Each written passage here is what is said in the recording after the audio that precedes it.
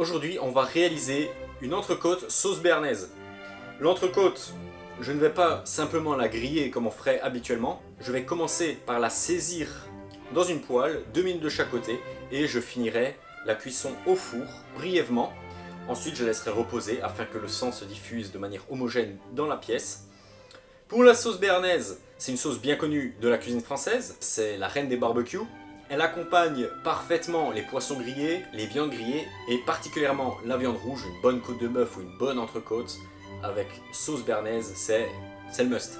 C'est une sauce qui fait partie de la famille des sauces émulsionnées qui est divisée en 4 types, à savoir les sauces émulsionnées froides instables comme la vinaigrette, les sauces émulsionnées froides stables comme la mayonnaise, les sauces émulsionnées instables chaudes comme le beurre blanc, le beurre nantais et dérivés.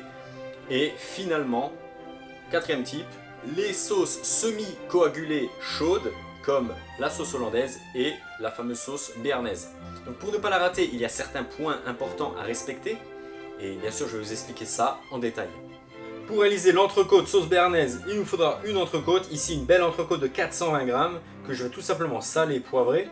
Tous les autres ingrédients sont pour réaliser la sauce béarnaise. La base de la sauce béarnaise est une réduction à base de 2 échalotes que l'on va finement ciseler, 50 ml de vinaigre de vin rouge, 50 ml de vin blanc sec, une bonne cuillère à café de poivre concassé ou poivre mignonnette, bien sûr du sel et bien sûr des herbes fraîches, du cerfeuil et surtout de l'estragon. On va également avoir besoin des meilleurs œufs possibles, les plus frais possibles, de la meilleure qualité possible. On va en utiliser seulement 2, uniquement les jaunes, donc 2 jaunes d'œufs. Et on montera cette sauce au beurre clarifié. Donc ce beurre, 125 grammes, on va le clarifier et on va le décanter. C'est-à-dire qu'on va enlever le petit lait. Première étape, les 125 grammes de beurre, on va les faire fondre au bain-marie. On veut juste faire fondre notre beurre très doucement, sans le manipuler, sans le mélanger, pour séparer le gras du petit lait. Donc à la limite, vous n'avez même pas besoin d'allumer le feu si vous le mettez dans de l'eau bouillante, dans de l'eau très chaude. Vous pouvez laisser comme ça, vous voyez, ça commence déjà à fondre très très vite. On va ciseler très finement nos 2 échalotes.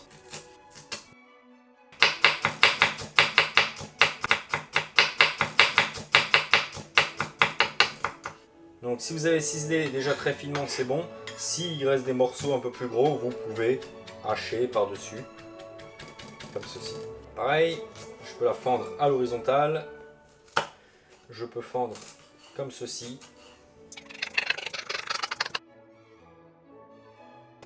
Voilà pour les échalotes.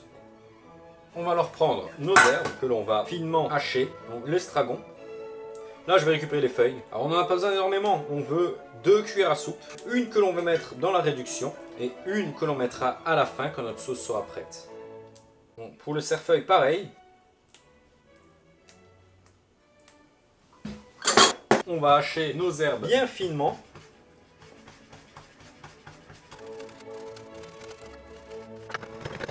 Là, je vais séparer en 2 pots, moitié-moitié.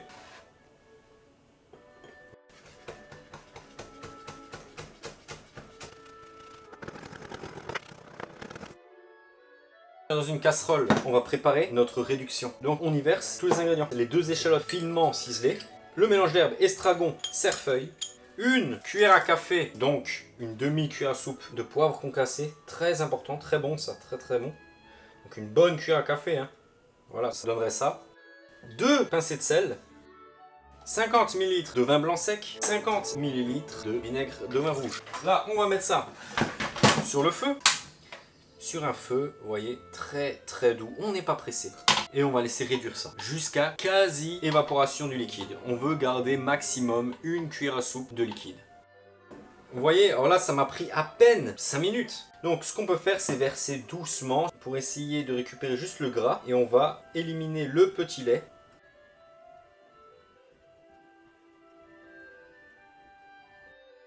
Voilà, je vais me contenter de ceci. Ça, c'est ce qu'on appelle du beurre clarifié, ou aussi, on appelle aussi ça du ghee, c'est-à-dire c'est du beurre dont on a retiré le petit lait.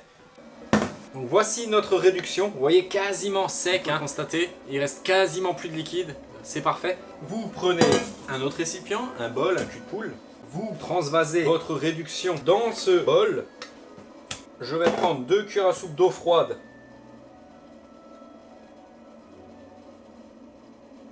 Je vais rajouter à ma réduction, je vais séparer le blanc des jaunes d'œufs.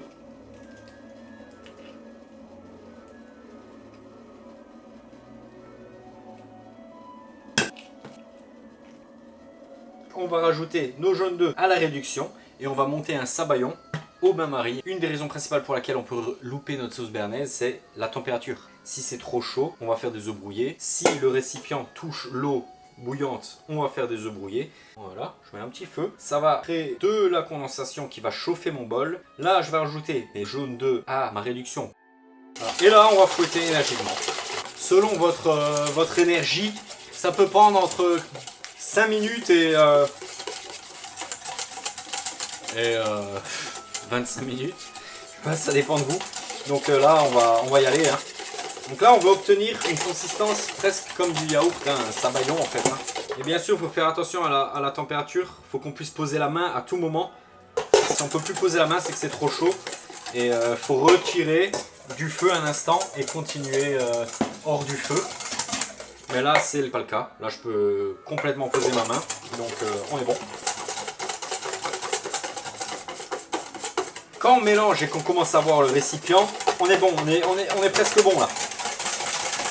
Là, on a la consistance souhaitée. Vous voyez, là, c'est devenu épais. Presque comme du yaourt.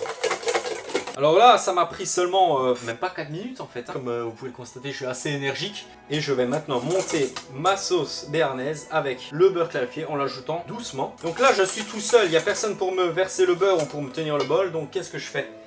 Eh bien, je prends un torchon. Soit je le mets à plat comme ça. Si ça suffit.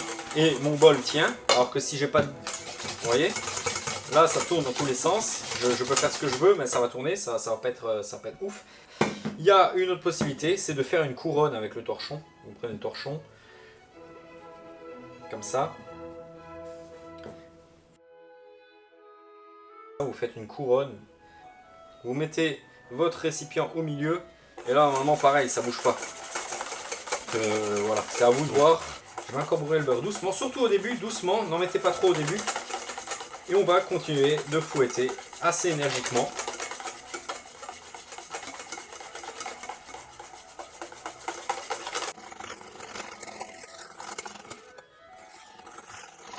Voilà, là je donne un grand coup, hop, voilà, terminé. Un peu de poivre du moulin, un peu de sel, on peut goûter. Elle est magnifique, elle est magnifique. Là maintenant, soit vous débarrassez votre sauce dans une saucière, elle est prête. Soit vous pouvez la passer pour retirer la réduction. Mais franchement, moi, c'est pas ce que je conseille. Mais je vais vous montrer quand même. Moi, j'aime bien garder la mignonnette. J'aime bien garder les échalotes. Vous pouvez donc passer la sauce dans une étamine. Comme ceci. Et là, avec le dos d'une cuillère, on va presser contre l'étamine tout simplement. Et on va passer la sauce comme ça.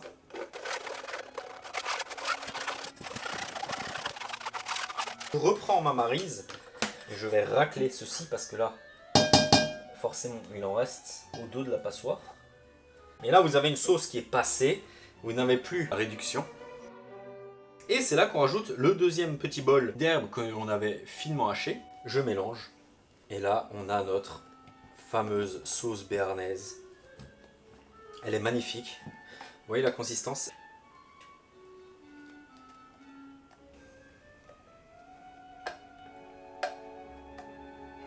La sauce béarnaise est une sauce qui ne se conserve pas, donc on prépare la sauce juste avant le service et juste la quantité nécessaire.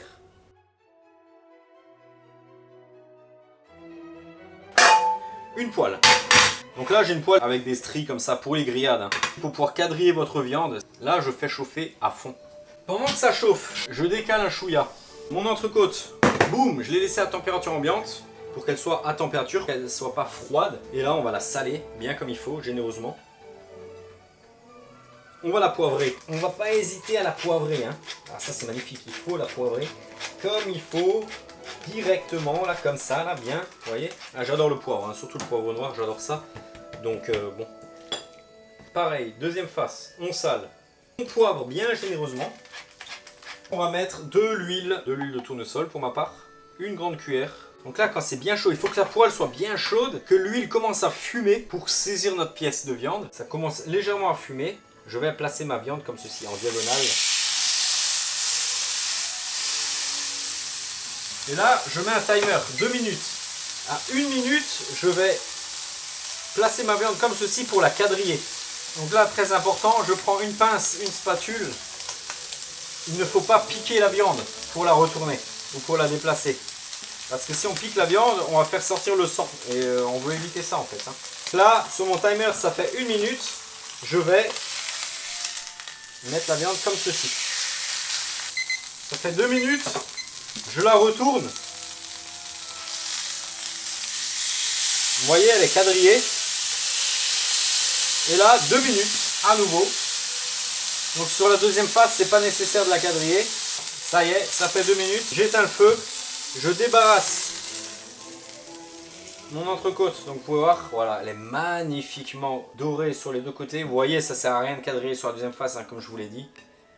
Voilà, là elle est quadrillée, elle est magnifique. Je vais dégraisser, je jette cette graisse. Je vais mettre un demi-verre, soit 100 ml d'eau dans ma poêle.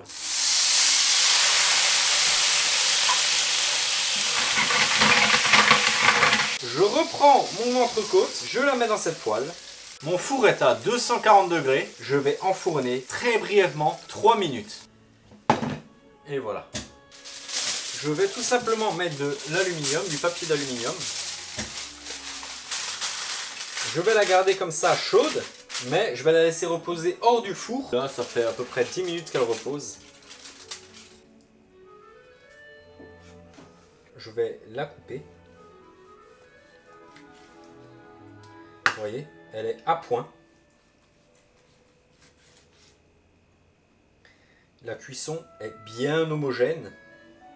Il n'y a pas de sang qui sort quand je coupe.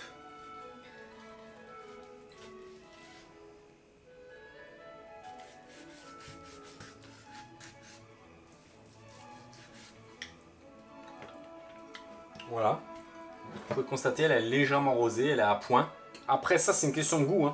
Si vous la voulez bleue, vous la faites 2 minutes sur chaque face. Vous la mettez pas au four et vous la laissez reposer directement sous l'aluminium. Si vous la voulez saignante, vous la mettez vraiment très brièvement au four, 1 minute à 240 degrés. Vous la sortez, vous mettez l'aluminium, vous la laissez reposer, elle sera saignante. Si vous laissez 5 minutes, elle sera bien cuite.